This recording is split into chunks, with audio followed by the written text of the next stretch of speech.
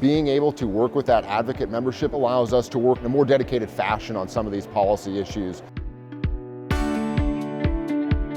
Hello, and welcome to this edition of the State of Soy. I'm Michaela Jordan, here at the state capitol with Matt Herman, the Chief Officer of Demand and Advocacy for the Iowa Soybean Association. Matt, the legislative session is starting up. You're here representing the Iowa Soybean Association. Tell us a little bit about the policy initiatives that the Iowa Soybean Association is looking at in 2024. Absolutely. We have a few priorities that we want to look at this session. Probably top of mind for most of our farmers is going to be the modernization of the Grain Indemnity Fund. So this is a fund that when farmers sell their grain to a co-op or an elevator and it still has yet to be sold and merchandised, if that elevator would go bankrupt or bust, this is essentially an insurance policy for those farmers so that they don't lose their shirts if that elevator goes under and they're holding their grain. This fund had a couple calls on it last year and the year before, and now is essentially out of money and below the statutory limit. So the Secretary of Ag, Mike Naig, the legislature, they worked all summer to try to find a solution to top this grain indemnity fund back up. And that's going to be one of the top things that we're going to be watching for Iowa soybean farmers this session.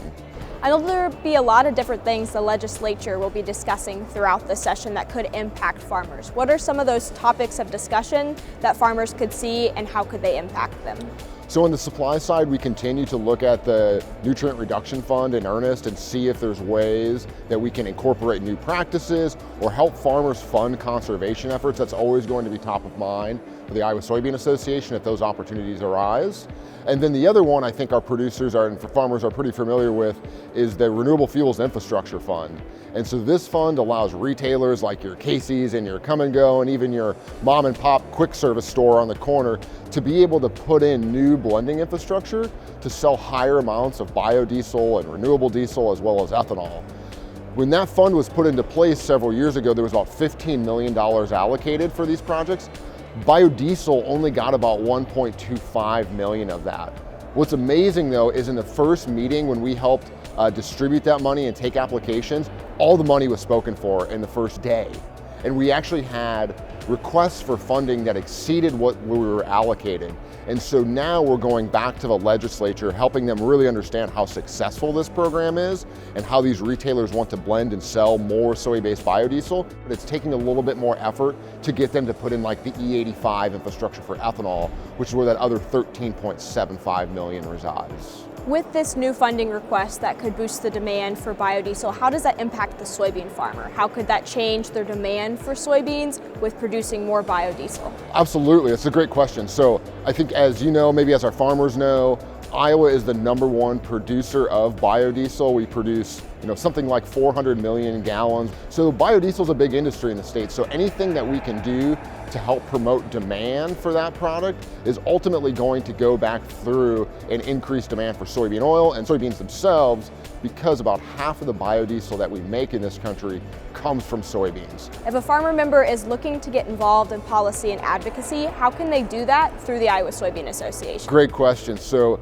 as some may know, we run what's called the Iowa Soybean Farmer Advocate Membership Network, and this allows farmers to voluntarily contribute beyond their checkoff dollars, and then that allows us to work in a more dedicated fashion on some of these policy issues, whether it's through direct lobbying efforts and engaging a third party. Those are efforts that we can't do with checkoff dollars, so being able to work with that advocate membership is really important. And we hope to be able to work more with those advocate members going forward, giving them issue briefs throughout the Iowa legislative session, but also helping them understand issues of national importance that will have local impact to them. Advocate membership allows soybean farmers to get engaged in policy efforts and work with Matt and his team to make a difference throughout the legislative sessions, along with other policy and advocacy efforts. Thank you, Matt, for joining us today at the state capitol. Reporting for this edition of the State of Soy, I'm Michaela Jordan.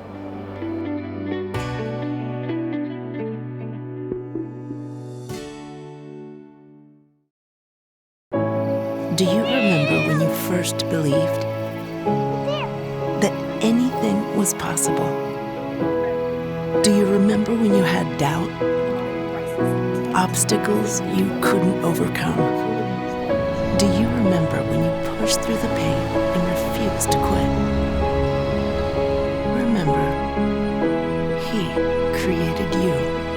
for this.